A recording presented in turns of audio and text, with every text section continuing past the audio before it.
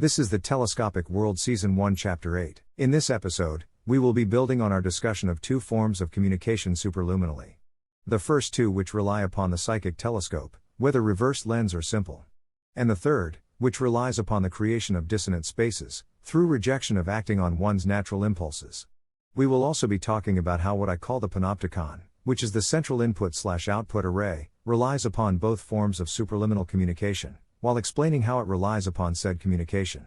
The artificial input/output system, which shapes our perceptions, uses the psychic telescope to input monologues or instructions into our consciousness. The output of that input occurs through whether we maintain any dissonant spaces in response.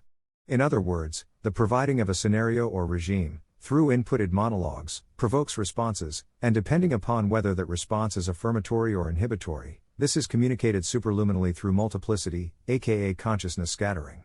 The panopticon, the system as a whole, is designed to manage our consensual reality. It does this by a. truncating narratives which depart from the plan/agenda in text, communication or media. b. It does this by directly managing the timelines that individuals exist within at every given time. c. It does this by infiltrating our subjective projections of intention into the future.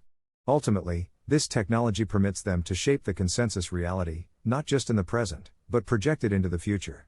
Since we know that once we synchronize our action with the overriding monologues of the system, there will be no dissonant spaces.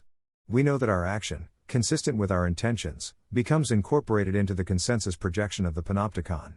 But first we must exceed our willingness to comply with the affirmational narratives of the system. With some limited certainty, this author believes that the panopticon is ultimately a design comprised of code. Code, just like written notes, or any linear thought process reduced to a textual form, can be a useful tool in managing one's transition from one present to another. Let me explain.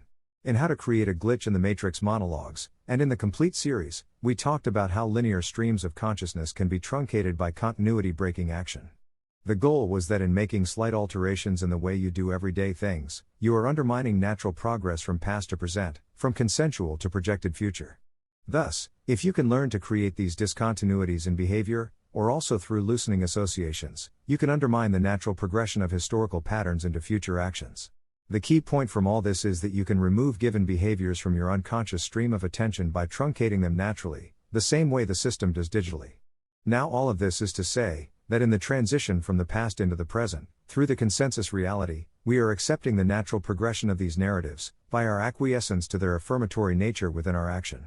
Now, all of this is to say, that divergent paths of experience can be created naturally through truncation of socially natural behaviors. They can also be created through rejection of affirmatory narratives within the consensus space.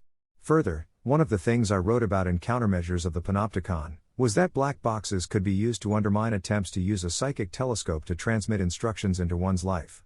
The idea being that using old narrative, symbolism, imagery, could be used to draw the mind some time backwards in the past, which would undermine the natural insertion of words or imagery. The key point we take from this is that time is elastic, not static. Comprised of the consensus experiences of disparate system members. Time flows, yes, but it doesn't flow consistently for all. Continuity creates consensus, not the other way around. Thus, these black boxes, which can be used to essentially reset a person to a particular time in the past, tell us something about how the system manages the consensus reality. In How to Create a Glitch in the Matrix monologues, we called the concept emotional calibration. The idea that individuals could be calibrated to a specific place or era of time by specific material, written or audio/visual. The idea being this technique could be used to embed one into some past. Since we know that the controllers of the panopticon rule future projection of action, in order for them to simulate something in the past it must exist in the present. Thus, black boxes are repositories of text or audio/visual information, residue so to speak, which can revert one to an embedded state within the consensus reality that is the panopticon. Emotional calibration is a more abstract concept than that, however, and more versatile.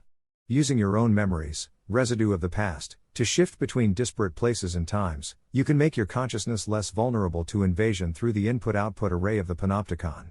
But you can also directly alter your own experience of time. By placing yourself in the past, you are literally lifting the needle on a record with embedded monologues, and altering the narratives which you are subject to. Thus it is, that the panopticon was likely built when the narratives that represent the transition from present to future could be filtered both electronically and socially according to the agenda of the system. Digital truncation, the imposition of a consensual reality through inserted monologues according to the agenda. But the designers of the panopticon discovered something interesting once they were able to segregate us into particular narratives by direct pruning of our thought processes and what goes live on the internet. They discovered that beyond the consensus reality constructed on redundant copies of their original code, OC, for short, was a kind of non-integrated virtual sandbox. They could create divergent paths, parallel experiences of reality by creating discontinuity with some past pattern, whilst not integrating it. In other words, you could be engaged in a long sequences of experiences, which to you are completely real, which exist parallel to the true reality, that is, the reality which is consensus, but these experiences could be part and parcel of the digital sandbox, constructed to make modifications to the OC and see what happens, without integrating those coded experiences. The digital sandbox is a technology designed upon the original code of the system. It permits the generation of new code, new streams of experience, which may be parallel, divergent or otherwise, which do not in the balance get integrated into the consensus reality. These dream sequences are used to reprogram individuals who refuse to comply with the agenda. The digital sandbox is constructed upon the black boxes created by the original code of the designers, which has achieved redundancy through a number of layers. This redundancy allows them to use those black boxes to create new directions to the consensus reality, within the digital sandbox. The consensus reality relies upon a consistent response to natural bodily impulses. It reflects compliance with the circadian rhythms. This produces a cyclical pattern of action, of impulse execution, coincident with the integration of the individual into the narratives of the agenda. That's the end of the podcast for today. If you enjoyed it, please like, comment and subscribe.